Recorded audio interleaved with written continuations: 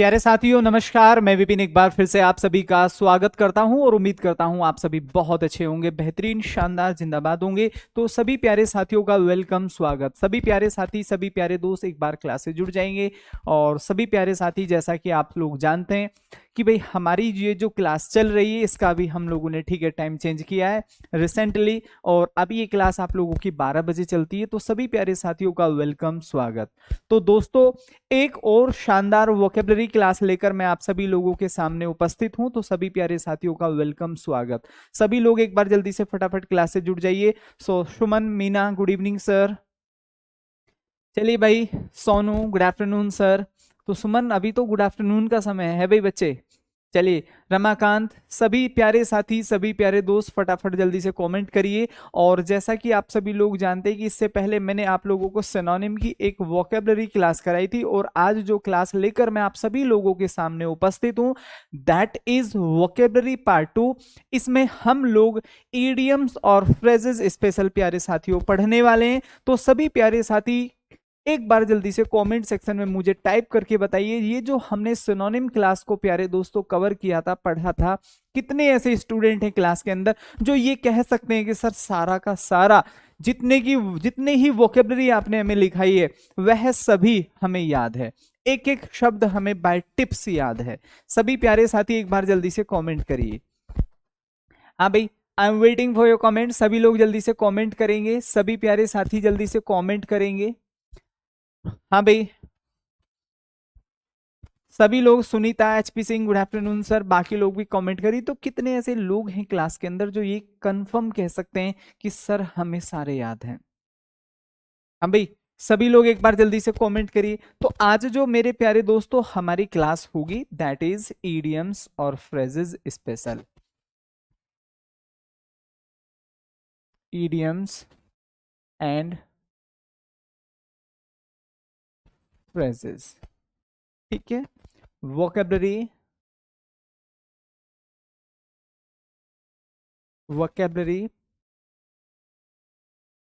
Part 2, ये हमारी class होगी। तो सभी प्यारे साथी एक बार जल्दी से फटाफट क्लास से जुड़ जाइए। देखो प्यारे साथियों, यू नो वेरी वेल कि चीजें ना मतलब बहुत इंपॉर्टेंट हैं। क्लियर? माना कि हमारे पास समय काफी है, लेकिन जितना भी समय है ठीक है वह हमें मेहनत से गुजारना है और मेहनत साथ में करते हुए चलना है। क्योंकि वी नो वेरी वेल कि हम सभी लोग जानते हैं ये समय बहुत तेजी से गुजरता है। अगर हम ये सोचें कर लेंगे, बाद में कर लेंगे, सो बाद कभी नहीं आता। गेटिंग? कुछ लोगों की ये मेंटेलिटी होती है कि पहले हम ग्रामर निपटा लेते, ग्रामर को अच्छे से तैयार कर लेते, बाद में हम वर्ड मीनिंग को तैयार कर लेंगे। तो ऐसा कतई नहीं होता, ठीक है। क्लियर? तो आप लोगों को जब हम ये क्लासेस पढ़ रहे हैं तो ग्रामर के साथ ही साथ आप लोगों को वोकेबलरी का भी रिवीजन करना है, ठीक है। अब जैसे कि आज ये हमारी वोकेबलरी क्लास होगी मेरे प्यारे दोस्तों, तो अब हमें ये याद रखना है कि इसके बाद 1 से 2 से 3 क्लासेस हम लोग ग्रामर की करेंगे, उसके बाद 2-3 क्लासेस हम रेगुलरली मेरे प्यारे भाई synonym, antonym, idioms, phrases, one word substitution और स्पेलिंग एरर के साथ में करते हुए चलेंगे, ठीक है। सो आप लोगों को मेहनत करते हुए चलना है, क्योंकि ये जो समय आप यहाँ देख रहे हैं this is the best time. यहाँ हम बिल्कुल पीस ऑफ माइंड के साथ पढ़ सकते हैं, हमारे ऊपर कोई इतना ज्यादा बर्डन नहीं है। तो चलिए क्लास को शुरू करते हैं। हिंदी में हम इनको बोलते हैं लोकोक्तियां एवं मुहावरे, ठीक है। चलो, जैसे कि यहां पर लिखा हुआ, पहले हम इनको याद करेंगे, उसके बाद मैं आप लोगों को कुछ प्रीवियस ईयर्स क्वेश्चंस भी लेकर आया हूं जिसमें हम सभी लोग इनकी बहुत अच्छे से प्रैक्टिस करने वाले हैं।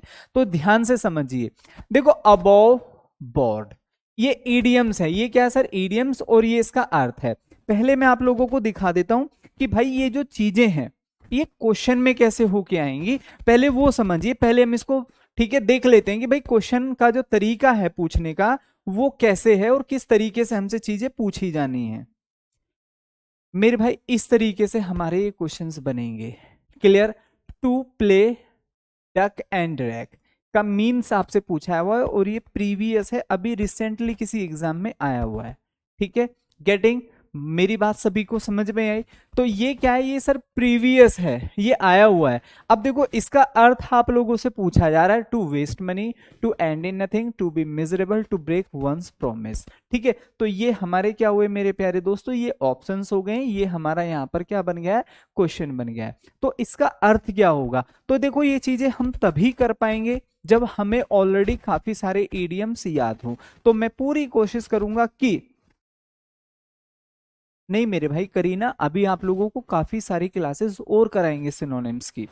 अभी तो एक ही क्लासेस हुई है, क्योंकि देखो एक क्लास में कंप्लीट सिनोनिम नहीं पढ़ाए जा सकते, ये आप भी जानते हैं, क्योंकि एक दो नहीं है, बहुत सारे होते हैं। ठीक है, तो अभी तो सिनोनिम्स की और भी क्लास होंगी, एंटोनिम्स की भी होंगी, ईडियम्स की, इसके बाद भी काफी सारी क्लासेस होंगी। ठीक है, वन वर्ड सब्स्टिट्यूशन की भी काफी सारी क्लासेस होंगी।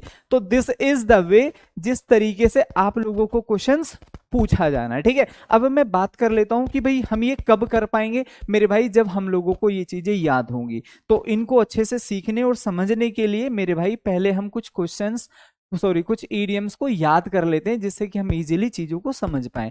अब देखो जैसे कि ये बोर्ड रखा हुआ है, लगा हुआ है बोर्ड सामने आप लोगों के सामने।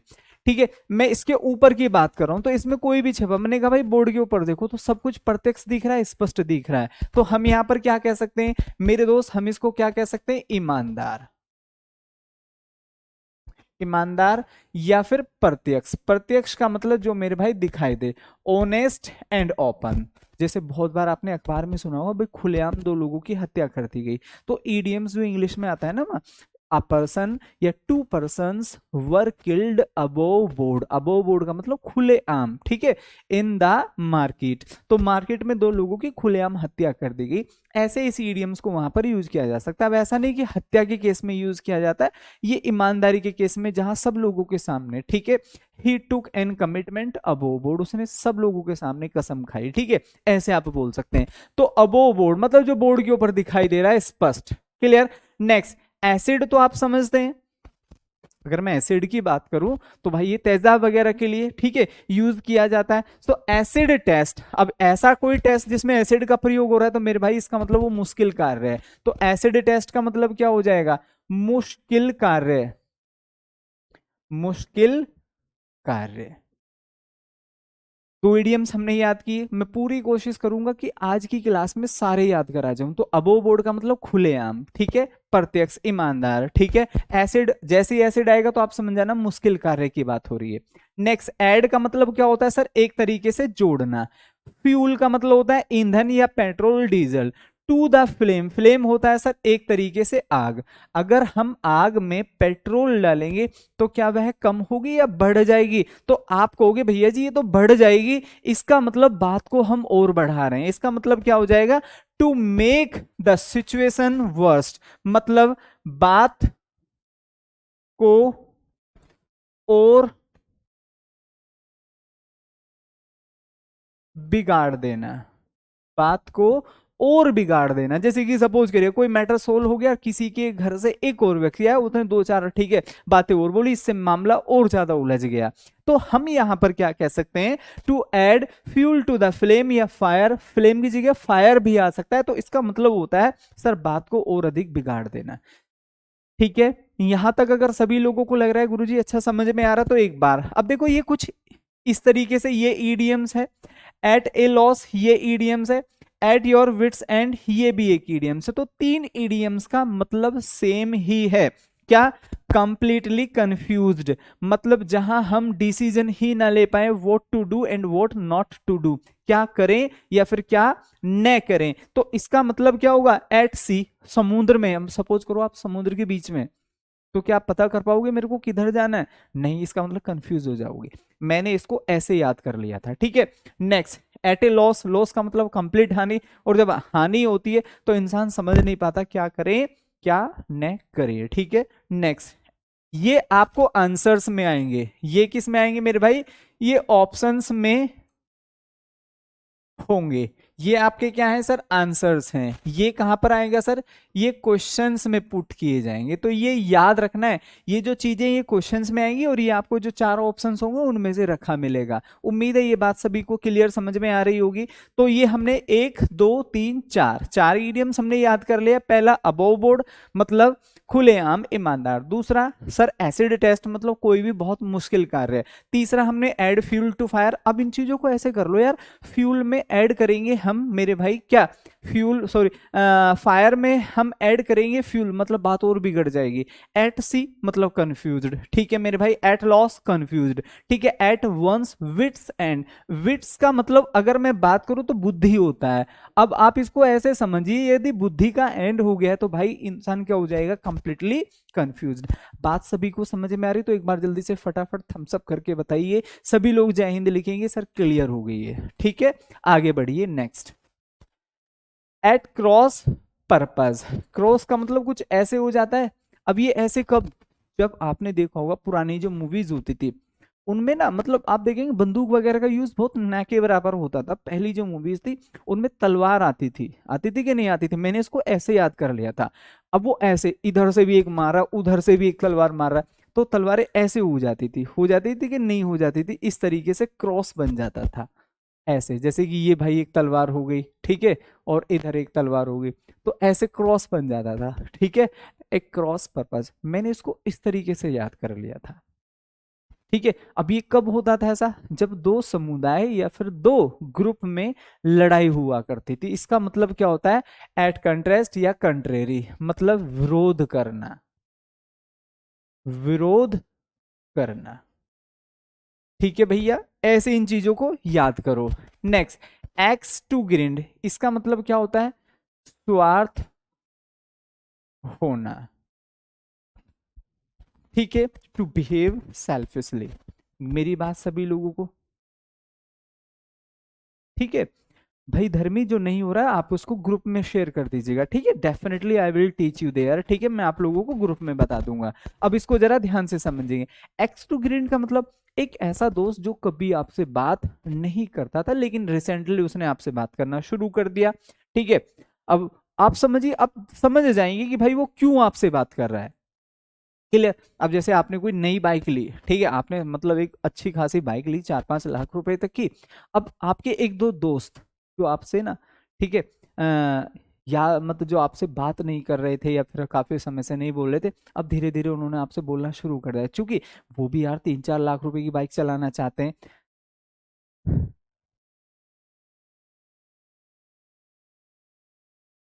सर चैप्टर वाइज याद करवा देते तो अच्छे से हो जाते। नहीं भाई देखो जो चल रहा है ना, मतलब ठीक है, देखो चैप्टर वाइज में क्या रहेगा, चैप्टर वाइज से एक तो मैं समझ नहीं पा रहा हूँ आप क्या मतलब किस चीज की बात कर रहे हैं, ठीक है। अगर आप इनकी कह रहे हैं सर चैप्टर वाइज, तो भाई वोकेबलरी में कोई चैप्टर नहीं होता। हाँ अल्फाबेटिकली जरूर हो सकता है कि पहले हम ए के याद करें फिर बी के याद करें, तो ऐसा नहीं होता, ठीक है, कि भी पहले हम ए के याद करेंगे फिर बी के याद करेंगे, उससे भी क्या होगा, याद तो हमें वहां भी करना है, याद हमें यहां भी करना है। तो उसमें भी कोई देखो वर्ड मीनिंग एक समुद्र है, ठीक है। वर्ड मीनिंग जो है भाई मेरे वो एक समुद्र है। अगर मैं ए के भी कराने लगूं तो क्या उनका कोई लिमिटेशंस है कि भाई ये ए के और ये खत्म हो गए, ऐसा नहीं है। तो उनकी कोई लिमिटेशंस नहीं है, मैं ए के भी कराने लगूं और 1 साल भी पढ़ाने लगूं तो भी खत्म ना हो।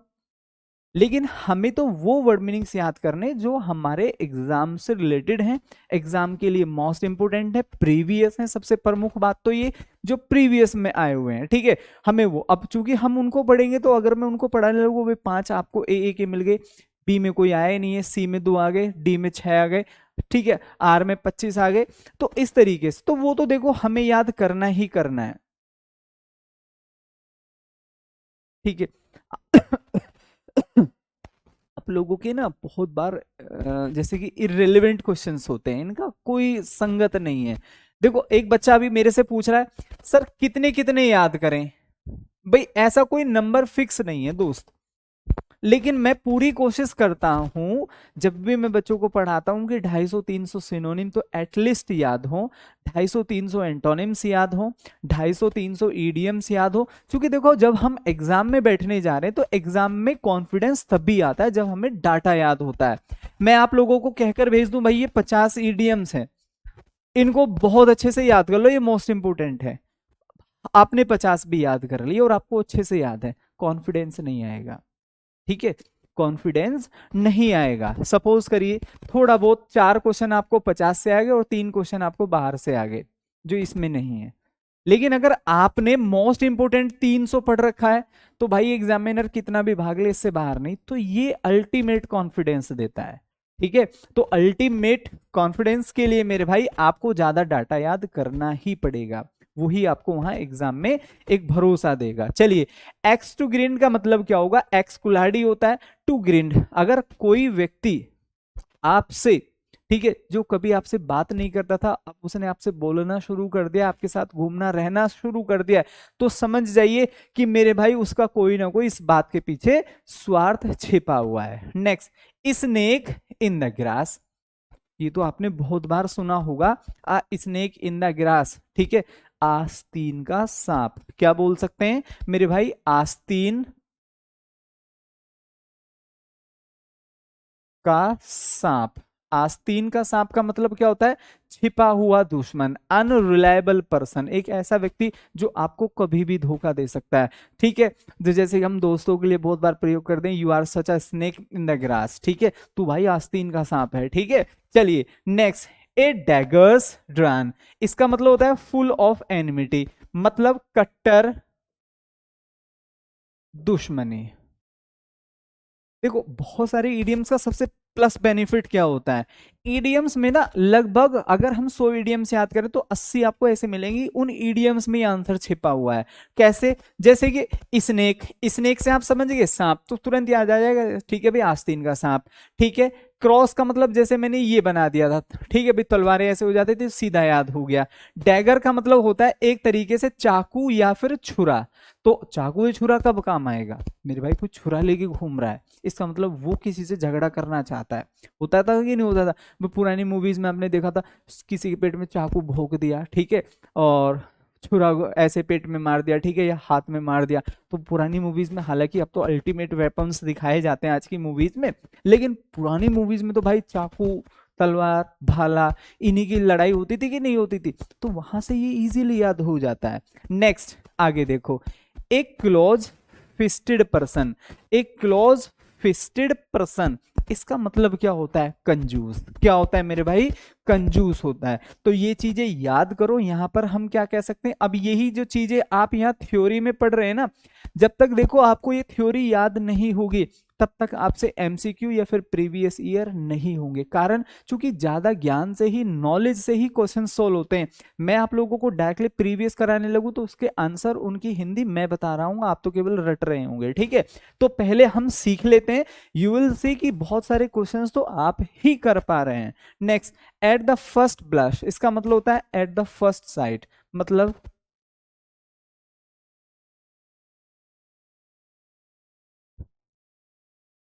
पहली नजर में ही। ठीक है, आप देखते होंगे बहुत सारा मार्केट से सामान हम ऐसा खरीद लेते हैं जो हमें एक ही बार देख के पसंद आ जाता है। जैसे बहुत बार मैं जाता हूँ, मेरे को लगता है यार ये शर्ट बहुत अच्छी है, ठीक है, मैं उसको खरीद लेता हूँ। ठीक है, मेरे पास एट द मोमेंट पैसे नहीं होते तो मैं उसको बाद में खरीद लेता हूँ। या फिर बहुत बार, ठीक है, नहीं भी खरीद पाते तो अक्सर कोशिश करते हैं यार ये अच्छा लग रहा है सामान, ठीक है इसको ले लेते हैं। इंसानों के लिए भी होता है बहुत बार, बे एट द फर्स्ट साइट मुझे ये आदमी ठीक लगा, पहली नजर में मेरे को ये आदमी ठीक लगा, तो हम वहां क्या यूज कर सकते हैं? At the first blush. हो गया भाई इजीली याद, at the first sight, at the first blush. Common common सा थोड़ा थोड़ा सा हिंट लेके हम चीजों को याद करेंगे तो बड़े इजीली याद हो जाती है। एक दो क्वेश्चंस होता है जो हमें कहीं ना कहीं थोड़ा अलग से याद करना होता है। एक्स टू ग्रीन का मतलब स्वार्थ होना। अभी मैं इनका कंप्लीट रिवीजन कराने वाला हूं, 5 इडियम्स यहीं से लिखूंगा इन तीनों स्लाइड से, और फिर ठीक है भाई देखो रवि, राकेश कुमार, अगर ऐसा है तो देखो हर आदमी ना मतलब अपने, देखो जब हम पढ़ते थे उस समय यूट्यूब इतना एक्टिव नहीं था टीचिंग के पर्पज से, ठीक है, हमने कभी यूट्यूब से, ना ही हमें किसी ने बताया। अब तो बहुत सारे शॉर्टकट्स मेथड आते हैं, मैथ्स के उस समय बिल्कुल नहीं थे, ठीक है, इंग्लिश के नॉलेज नहीं थी, डाटा उपलब्ध नहीं था। अब आप एक यूट्यूब से ही आप हिस्ट्री, पॉलिटी, कितनी ही सैकड़ों हजारों क्लासेस आप देख सकते हैं, और हर क्लासेस में बेहतरीन डाटा टीचर प्रोवाइड करता है, ठीक है। तो आप ये समझिए कि मेरे भाई अपना अपना फंडा होता है कि आप चीजों को किस वे में सीख रहे हैं। अपना कोई पैटर्न बनाइए, भाई मैं इन चीजों को इस तरीके से सीख सकता हूं। मैं आप लोगों को यहाँ कुछ ना कुछ हिंट दे देता हूं, जिससे कि वो इडियम्स आपको इजीली याद हो जाए, ठीक है। चलिए, सो बाय द बुक का मतलब क्या होता है? अकॉर्डिंग टू द रूल, मतलब नियम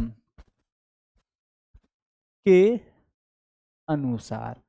भाई मैंने इसको कैसे याद किया था? अब जो हमारा देश है, हमारा जो शासन है, वह एक किताब के अनुसार चल रहा है। किताब कौन सी है? भारत का संविधान है कि नहीं, इंडियन कॉन्स्टिट्यूशन। तो उस किताब के हिसाब से, उस किताब से ही तो ये सारी की सारी प्रणाली चली हुई, जो शासन प्रणाली हमारे देश में चली हुई है, वो केवल उस किताब के हिसाब से तो चली हुई है। बाय द बुक मतलब अकॉर्डिंग टू द रूल्स, नियम के अनुसार, ठीक है, ऐसे इसको याद कर सकते हैं। बाय एंड लार्ज, इसका मतलब क्या हो जाएगा? कॉमनली, मतलब साधारण, साधारण रूप से। बहुत इंपॉर्टेंट है, लिख लीजिएगा, बहुत बार एग्जाम में आता है। तो by and large, by and large का मतलब कॉमन, जो ना तो इधर है, ना बहुत ज्यादा है, ना बहुत कम है, मतलब साधारण है, ठीक है। आगे बढ़िए। बरी द हैचेट, बरी द हैचेट का मतलब होता है टू फॉर टोल्ड एनिमिटी, मतलब दुश्मनी, दुश्मनी भूलना। जैसे बहुत बार ना, बरी का मतलब होता है सर एक तरीके से दफनाना।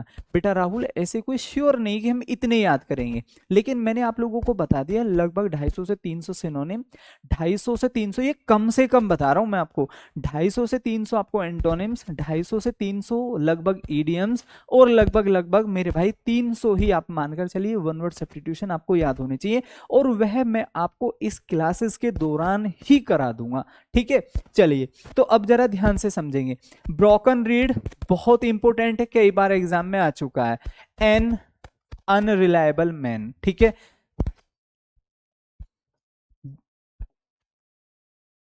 डावाडोल,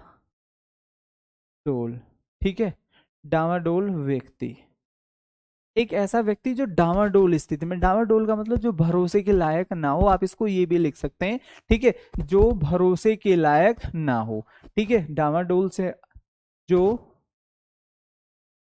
भरोसे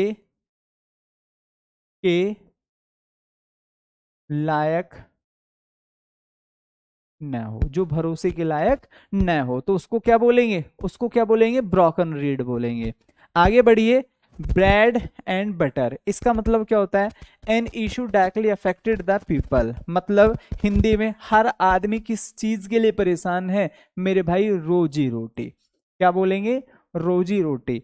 आप क्यों पढ़ना चाहते हैं? ताकि आप मेरे भाई जो आपकी रोजी रोटी है आप उसको अच्छे से कमा सके, लाइवलीहुड का मुद्दा है सर यहाँ पर, ठीक है। जीविका कैसे आपको चलानी है, आपके साथ दो भाई हैं, बहनें, माताएं, पिता हैं, ठीक है, उनकी जीविका को कैसे आपको आगे बढ़ाना है, उनके खर्चे, पढ़ाई लिखाई, ठीक है, शादी ब्याह, आप उसको कैसे बियर करेंगे, तो इसी को हम बोलते हैं ब्रेड एंड बटर, ठीक है। जैसे कि मैं बात करूं, तो it is really very hard to get to earn, ठीक है, ब्रेड एंड बटर। आज के समय में ब्रेड एंड बटर कमाना मेरे भाई बहुत मुश्किल काम है, ठीक है। महंगाई बहुत ज्यादा है, बहुत अनएम्प्लॉयमेंट है, समस्याएं बहुत हैं, ठीक है। तो एक कॉमन व्यक्ति के सामने तो ये चीजें आपको सीधी सीधी याद रखनी है। तो अभी हम लोगों ने कितने ईडियम्स याद कर लिए? तो लगभग मैं मान सकता हूं कि 15 समथिंग, ठीक है भाई। चलिए, तो अब हम कुछ ईडियम्स को रिवाइज कर लेते हैं, जैसे कि मैंने यहां पर लिखा by the book. Next sir मैंने यहां पर लिखा एट सी, ठीक है भैया, जल्दी से फटाफट। नेक्स्ट मैंने यहां पर लिखा add fuel to fire.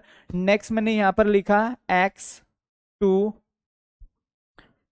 Green, ठीक है। मैं और देख लेता हूं नेक्स्ट यहां पर क्या हो सकता है, नेक्स्ट यहां पर क्या हो सकता है, ठीक है भाई। नेक्स्ट यहां पर लिख सकते हैं हम एसिड टेस्ट, तो फटाफट मुझे इनके जल्दी से आंसर बताइए। आप लोगों को देखो, जब आप इन शब्दों को पढ़ें तो आपको लगभग 90% चीजें ऐसी लगनी चाहिए मेरे भाई कि यार ये तो पढ़ रखा है, ये तो कुछ पढ़ा था, ये तो कुछ समझा था। ठीक है, तो गेटिंग माय पॉइंट। करीना, ऐसे नहीं होता बेटा कि पहले सिनोनिम सिनोनिम निपटा लेंगे, ठीक है, फिर एंटोनिम। अगर आप चीजों को पलट पलट कर पढ़ते रहोगे तो इजीली याद हो जाती है। अगर मैं आप लोगों को पहले ही सिनोनिम करा दूं ना 300, वो तो मैं एक ही क्लास में दे सकता हूं आपको। आप समझिए, ये 300 तो मैं आपको एक ही क्लास में दे सकता हूं सिनोनिम, अगर मुझे निपटाना ही है। मैं निपटाना नहीं चाहता। क्लियर? अगर निपटाना ही होता तो अब तक तो आपका इंग्लिश का कोर्स भी पूरा कर देता मैं। लेकिन ये हमें निपटाना नहीं है, आप इस चीज को समझिए, उस माइंड सेट से बाहर निकलिए कि पहले सर हम सिनोनिम सिनोनिम निपटा लेते हैं। तो निपटाना नहीं है, देखो याद करते चलो।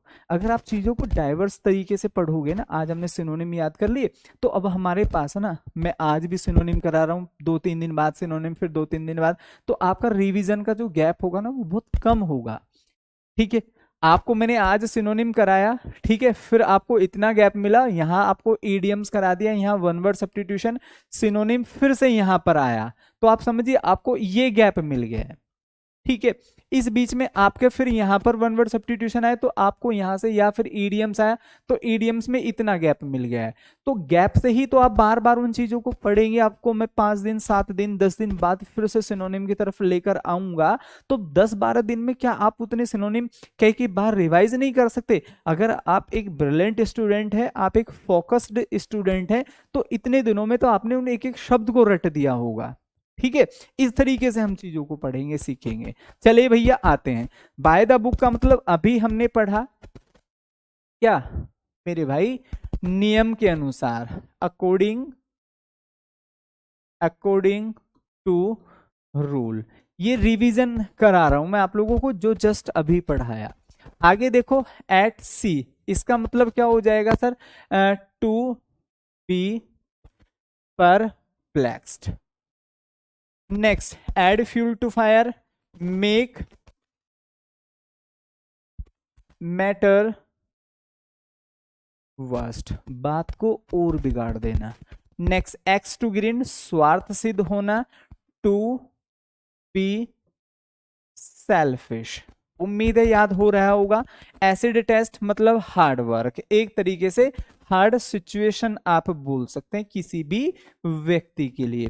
सो you have to put your labour in this way, मेहनत करो, मेहनत करो और बहुत मेहनत करो, अल्टीमेट रिवीजन करो। ठीक है, आप देखेंगे कि एक ही क्लास में हमने आज 30 से 35 ईडियम्स निपटा दिए, और जो कि हमें याद हो गए हैं। एक तो होता है सर खाली पढ़े, हमें याद हो जाएंगे। ठीक है, आप इसका शाम को एक बार फिर से रिवीजन कर लेना, 1-2 दिन फिर से रिवीजन कर लेना, आप देखेंगे हमेशा के लिए आपको 35-40 ईडियम्स याद हो गए। बॉटम लाइन का मतलब होता है सर नेट प्रॉफिट या फिर रिजल्ट, एक तरीके से। ठीक है भाई, शुद्ध, क्या बोल सकते हैं? शुद्ध। ठीक है, प्रॉफिट, प्रॉफिट को हिंदी में क्या बोलते हैं? एक तरीके से फायदा, जो शुद्ध फायदा, इनकम, फाइनल बॉटम लाइन ये है। ठीक है, गेटिंग? एक बार सभी लोगों, किसी ने भी थम्स अप नहीं किया, मैं 2 बार कह चुका हूं कि आप लोगों को लग रहा है गुरुजी मजा आ रहा है। एक तो खाली हम पढ़ रहे हैं सर, क्या कर सकते हैं, हमारे पास दूसरा कोई ऑप्शन नहीं है। ठीक है, तो आप लोगों को भाई साहब पढ़ना नहीं है, आप लोगों को चेहरे देखकर लगना चाहिए कि हाँ सर आज हमें याद हो रही हैं चीजें, हमें ये नहीं थी पहले से याद, तो गुरुजी मजा आ गया, आज की क्लास में हमारे 30 ईडीएम्स याद हो गए। नहीं मेरे भाई करीना, ठीक है, ब्रेड एंड बटर का मतलब ये नहीं होता कि मक्खन लगा हुआ ब्रेड ना, ऐसा नहीं, ये रोजी रोटी होता है इसका मतलब, ध्यान से समझो। Next, born of contention, Hindi क्या होती है? कॉज ऑफ कन्फ्लिक्ट, हिंदी में क्या बोलेंगे? झगड़े का कारण, झगड़े की जड़, झगड़े की जड़ ये हो जाएगा। ठीक है, तो झगड़े की जड़, जैसे बहुत सारा बार आपने देखा होगा एक परिवार में कोई संपत्ति है और वो दो भाइयों की झगड़े का कारण बनी हुई है, तो हम उसको क्या बोलेंगे? Born of contention, cause of conflict. आगे पढ़ो, ब्लू ब्लड, इसका मतलब होता है belong to high family. Clear? अब आप देखिए ध्यान से, हमारा और आपके जो लहू का रंग है वो कैसा है? रेड ही है। ठीक है, क्या है मेरे भाई, रेड है। लेकिन अगर किसी व्यक्ति का जो खून है वो कैसा हो, ब्लू हो, इसका मतलब वो हम लोगों से हटकर हुआ। अब या तो वो कुछ अलग प्राणी होगा, या फिर हम उसको किस चीज से डिनोट कर सकते हैं, बिलोंग टू हाई फैमिली, मतलब संपन्न, संपन्न कुल में जन्मा, संपन्न कुल में जन्मा, कोई भी ऐसा व्यक्ति जो संपन्न कुल में जन्मा है, ठीक है। ब्रिटेन वगैरह के लोगों के लिए यूज होता था। ब्लो का मतलब होता है बजाना, हॉट एंड कोल्ड। अब देखो ये एक दूसरे के विपरीत है कि नहीं है, तो इसका मतलब क्या हो जाएगा, फीकल माइंडेड। फीकल माइंडेड का मतलब होता है सर दोनों तरफ की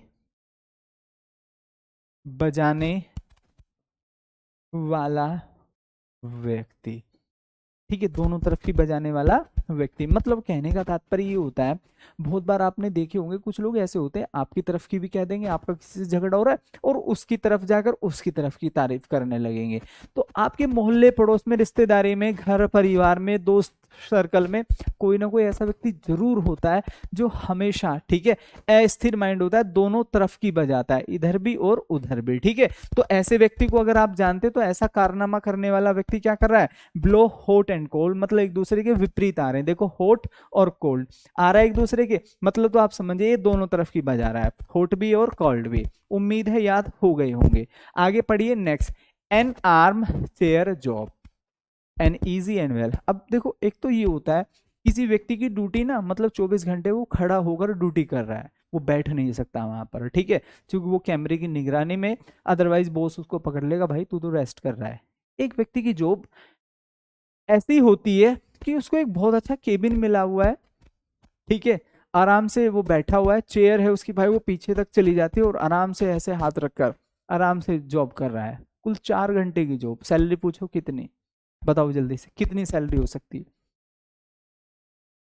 हाँ भाई कितनी सैलरी हो सकती है, उसकी सैलरी है मेरे भाई 1,40,000, ठीक है, 1,40,000 उसकी सैलरी है।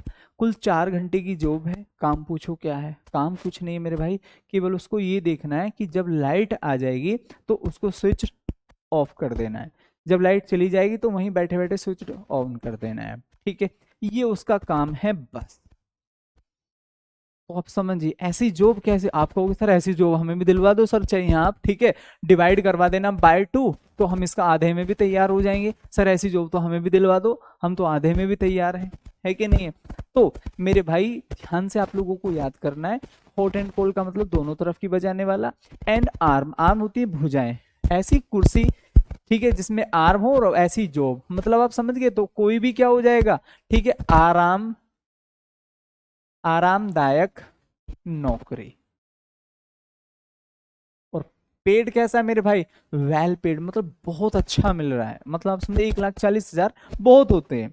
चलिए आगे, a brown study by, sorry, day dream. Brown study का मतलब क्या होता है, अब जैसे मेरा दोस्त है, ठीक है, मतलब आप समझिए उसने ना पहले यूपी पुलिस की तैयारी शुरू करना, मतलब तैयारी करना शुरू किया, फिर जैसे उसने देखा है ना, मतलब हमारे जो एक दो दोस्त थे वो ऑलरेडी मतलब सेलेक्ट हो गए एक अच्छी रैंक पर, एक लोअर पीसीएस हो गया था और एक सीजीएल सेलेक्टेड हो गया था और एक बाद में असिस्टेंट कमांडेंट लग गया था। तो उसने क्या सोचा कि भाई अब मेरे को भी ना मतलब तगड़ी तैयारी कर रहे हैं, मैंने कहा ठीक है भाई कोई भी कर सकता है, मेहनत करोगे तो कोई भी आगे जा सकता है, ये तो एक कॉमन बिलीफ है, ठीक है। तो वो कहने लगा ठीक है यार, आपसे ना मैं 4 घंटा पढ़ा करूंगा और 4 से 5 घंटा, और मैं मतलब यूपीएससी की तैयारी करूंगा। तो भाई वो दिन में सिर्फ 2 घंटे पढ़ता, 1 घंटा वो रात में पढ़ता, ठीक है। एक उसने जीके की बुक ले ली, कॉमन जीके की बुक, ठीक है, लूसेंट टाइप, और उसने यूपीएससी की तैयारी। मैंने कहा भाई इसके लिए तो बहुत पढ़ना पड़ेगा, काफ़ी सारी किताबें अलग अलग पढ़नी हो। कह रहा नहीं, मैं केवल इसी बुक को पढ़ूंगा, ठीक है, और इसी से यूपीएससी निकालूंगा।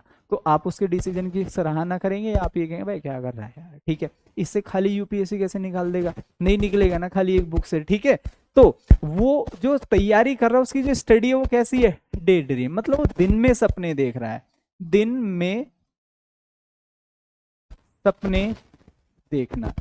तो क्या वो खाली एक छोटी सी बुक को पढ़कर, क्योंकि देखो मेंस के लिए आपको अलग राइटिंग करना है, ठीक है, तो क्या खाली एक नॉर्मल बुक जो जीके की बुक है, क्या उससे हम यूपीएससी निकाल सकते हैं? नहीं। हमें काफी सारी किताबों का कंक्लूजन लेना पड़ता है कि नहीं लेना पड़ता है, ठीक है। तो वो अगर तैयारी करा तो भाई यहाँ पर क्या हो जाएगा, डे ड्रीम हो जाएगा। चाहे कोई भी बुक हो जीके की, वो एक किताब सफिशियंट नहीं होती, क्योंकि उसमें उतना डाटा जीके, क्योंकि वो वनडे एग्जाम के पर्पज से बनाई जाती है। एम आई राइट? तो हम उसकी तैयारी को क्या कहेंगे sir, day dream. A burning question, a burning question का मतलब क्या होता है, कोई भी प्रमुख मुद्दा, क्या बोलेंगे मेरे भाई, प्रमुख, एन इम्पोर्टेंट क्वेश्चन, प्रमुख मुद्दा, ठीक है। उम्मीद है मेरी बात सभी को अच्छे से समझ में आ गई होगी। आपने देखा, एक तो कह रहा सर मैं तो 50,000 में भी कर दूंगा ऐसी जो, ठीक है बढ़िया है, बहुत शानदार। चलिए, अब ऐसा कोई महारथी जरूर निकल के आ जाएगा जो ये भी कह सकता है सर मैं तो 45 में भी कर दूंगा। मैं ये भी श्योर हूं कोई ऐसा जरूर होगा हमारी क्लास में जो ये कह देगा सर मैं तो 40 में भी तैयार हूं। 1 लाख ऊपर के आप रख लेना। एम आई राइट? है कोई ऐसा? ठीक है, होगा कोई ना कोई जो ये कह देगा सर मैं तो 40 में भी थे। आराम की जॉब है भाई, एसी का केबिन मिला हुआ है, 4 घंटे की जॉब है, आराम से आपको लेटना है, ऊपर एक काफी बड़ी एलसीडी लगी है, आराम से आप जो भी आपकी फेवरेट मूवी है वो भी आप देख सकते हैं, ठीक है। चलिए ध्यान से समझो। तो ए बोल्ट फ्रॉम द ब्लू बहुत इंपॉर्टेंट है, इसको आप अच्छे से याद कर लीजिए। ए बोल्ट फ्रॉम द ब्लू का मतलब होता है ए सडन शॉक, अचानक मिला कोई सदमा, अचानक मिला कोई सदमा, ठीक है। Getting, getting? तो मेरे भाई अगर मैं बात करूं a sudden, A bolt from the blue का मतलब होता है ए सडन शॉक। जैसे बहुत बार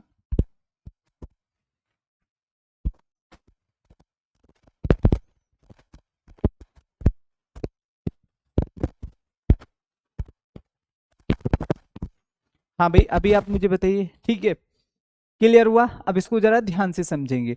तो मेरे भाई आपको क्या करना है, ए बोल्ट फ्रॉम द ब्लू मतलब ए सडन शॉक हो जाएगा। नेक्स्ट, ए ब्लैक शीप, इसका मतलब होता है ए डिसरिगार्ड पर्सन, बोले तो बेईमान व्यक्ति। इसको क्या बोलेंगे सर, बेईमान, बेईमान व्यक्ति। उम्मीद है मेरी बात सभी लोग अच्छे से समझ गए होंगे। चलो भाई इनको और पढ़ते हैं जल्दी से।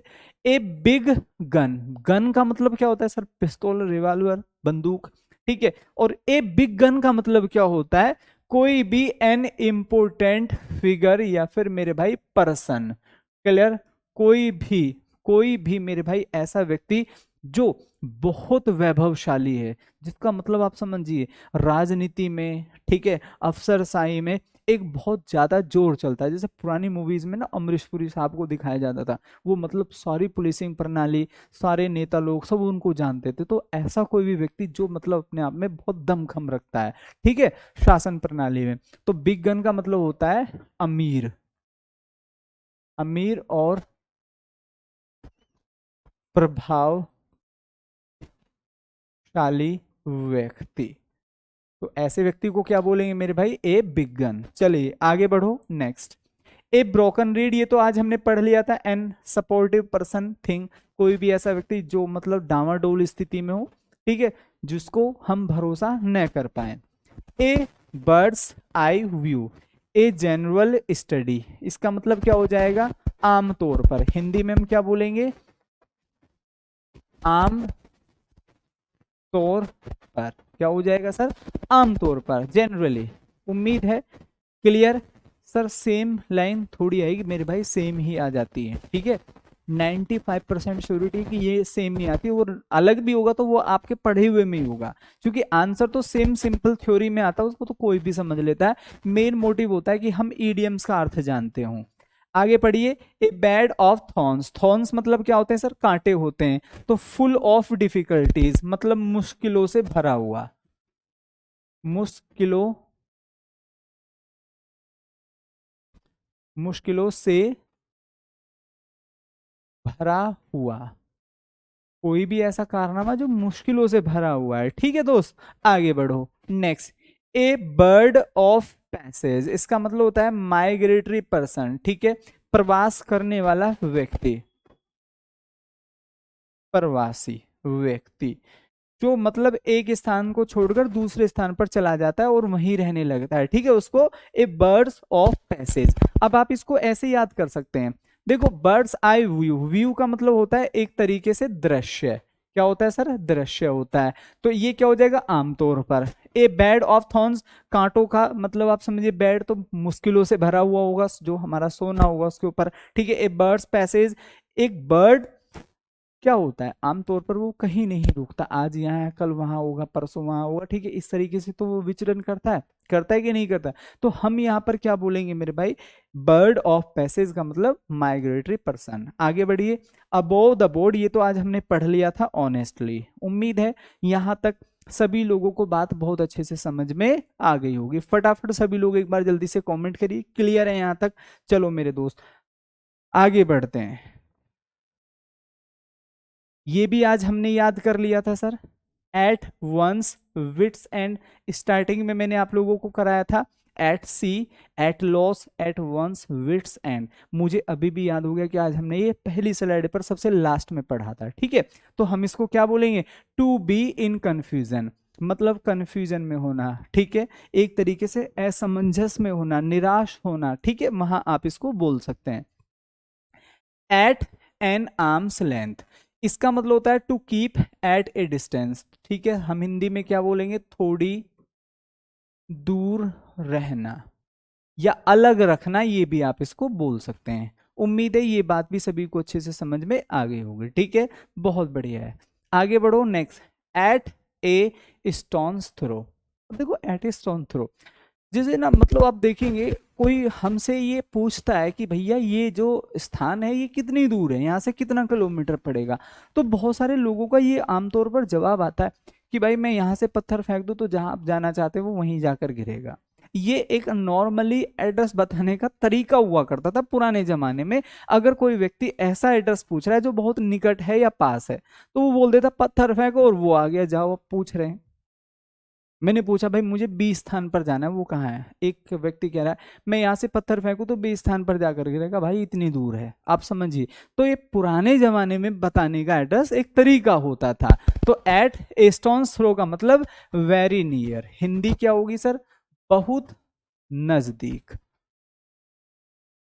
क्या हो जाएगा, बहुत नजदीक हो जाएगा। इतनी सिंपल सी बात आपको याद रखनी है। आगे देखो, एट ए लॉस, ये भी आज हमने याद कर लिया था, टू बी पजल, स्टार्टिंग में एट्स, इसी के साथ साथ हमने ये याद किया था।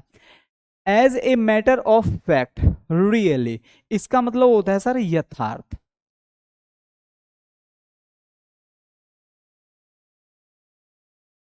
यथार्थ हो गया ये तो,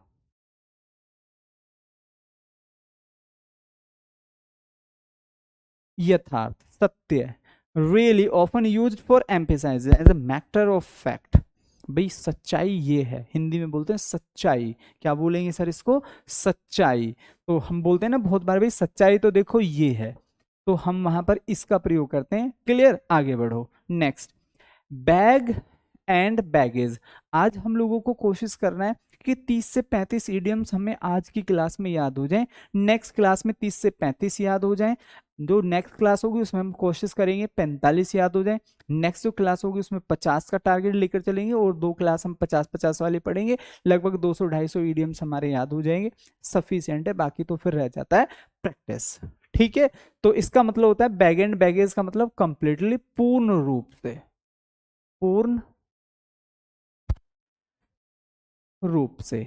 आगे बढ़िए, बैक आउट, बैक आउट का मतलब होता है टू ब्रेक ए प्रोमिस, वायदा, वायदा तोड़ना, क्या हो जाएगा सर, वायदा तोड़ना। बहुत बार कुछ लोग अपनी बात से मुकर जाते हैं, वायदा तोड़ते हैं। आगे बढ़िए, ये आज हमने पढ़ा था ब्लू ब्लड, ब्लू ब्लड का मतलब होता है रॉयल, कोई भी एक बहुत अमीर संपन्न परिवार में जन्मा। एक होता है जो हमारा और आपका रेड ब्लड, एक है ब्लू ब्लड, एक हम पढ़ने जा रहे हैं बैड ब्लड। तो इस तरीके से चीजों को याद रखिए, बैड का मतलब बेकार, तो यहाँ क्या हो जाएगा एनमिटी, हिंदी में क्या बोलेंगे, शत्रुता, भैया जी क्या हो जाएगा, शत्रुता। आगे देखो, blue blood, a person of noble birth, जो श्रेष्ठ कुल में जन्मा हो, रट्टा मार दो। देखो आप भीड़ में पढ़ रहे हो दोस्तों, आपकी जो क्लास चल रही है इसमें बहुत सारी भीड़ है, आप इस भीड़ की छटनी करके कैसे आगे निकलेंगे वो आपका रिवीजन डिसाइड करता है, आपका डिटर्मिनेशन डिसाइड करता है। ये जो आप समय देख रहे हैं जो आपके आसपास गुजर रहा है ये ऐसे ही गुजर जाएगा, ठीक है। तो किसी भी चीज में कमी मत निकालो, आज गर्मी है, आज सर्दी है, मन नहीं है, फला है, आज पड़ोस में ब्याह है, ठीक है, यहाँ शादी है, जस्ट फॉरगेट एवरीथिंग। आपको जो डाटा दिया जा रहा है ना उसको ऐसे क्रिस्टल क्लियर रट लो, ये ही एक चीज है जो आपको और लोगों से बेहतर और फर्स्ट पायदान पर ले जाकर खड़ा कर देगी, ठीक है। आगे देखो, बाय लीप्स एंड बाउंड्स, देखो टीचर आता है, डाटा लेकर आएगा और आपको पढ़ाकर चला जाएगा, ठीक है, क्लियर। मैं कल फिर आऊंगा, कल फिर डाटा लेके आऊंगा, परसों आऊंगा, परसों फिर कुछ डाटा लेके आऊंगा और आपको पढ़ाकर चला जाऊंगा, ठीक है। अब देखो बहुत सारे लोग ना इस डाटा को धीरे धीरे धीरे धीरे इकट्ठा कर लेंगे और अपनी नोटबुक भर देंगे, but they do not have a proper revision. So if you want to excel, everybody who are your competitor, जो आपके प्रतियोगी हैं, प्रतिद्वंदी हैं, अगर आप उनको बीट करना चाहते हैं, so you must revise the things, revise the data every day, ठीक है। आगे बढ़ो, तो यहाँ क्या हो जाएगा, बहुत तेजी से, बहुत तेजी से। आई होप कि मेरी बात सभी लोगों को अच्छे से क्लियर हो गई होगी, ठीक है। चलिए तो अभी हम देख लेते हैं 1 2 3 4 5।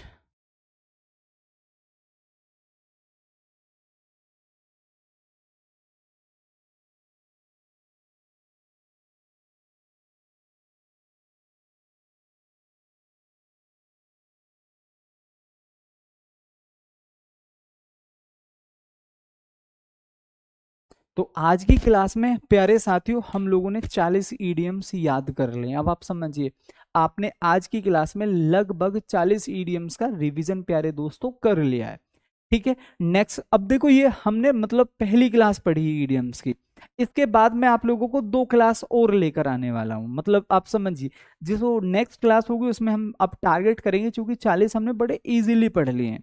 नेक्स्ट क्लास जो हमारी होगी उसमें हम कोशिश करेंगे कि 50 याद करें, नेक्स्ट क्लास में भी हम 50 याद करें, तो 3 क्लासेस में हमने 150 याद कर लिया है, क्लियर। जो हमारी आगे स्पेशल क्लासेस में एक ईडियम्स की लगाऊंगा, एक एक क्लास स्पेशल लगाऊंगा जिसमें हम 1.5 पौने 2 घंटे की हम इनको पढ़ने वाले, तो एक ही क्लास में हम लगभग 100+ ईडियम्स कवर कर जाएंगे। तो हमारी 3 से 4 क्लास, अब ये 3 से 4 क्लास आपको महीनों तक रिवाइज करनी है। आप समझिए तो कितना समय है। अगर आप थोड़े से भी डेडिकेटेड स्टूडेंट और वास्तव में आप चाहते हैं कि भाई आपका सिलेक्शन हो, बैच भी आपने इसी पर्पज और इसी माइंडसेट के साथ लिया है, तो अब इन्हीं ईडियम्स को आप पूरा महीना आपको घुमाना है, इनको बार बार रिवाइज करना है, बार बार रिवाइज करना है, बार बार रिवाइज करना है, and you will see later यार ये तो बड़ा आसान था जो चीजें हमने पढ़ी, अब हमें बाय टिप्स याद है। और जैसे ही आप क्वेश्चन में वहां एग्जाम में जाकर देखोगे यार ये तो हमने एग्जाम में पढ़ा था, ये तो क्लास में पढ़ा था, आपको खुद लगेगा भाई हमारी मेहनत वसूल होगी, मजा आ गया जी। वो कहीं ना कहीं एग्जाम से मेरे भाई इधर उधर ही घूमते रहते हैं, ठीक है। तो मिलते हैं फिर नेक्स्ट क्लास में कल एक नए टॉपिक के साथ, तब तक के लिए प्यारे दोस्तों bye bye, see you tomorrow, जय हिंद।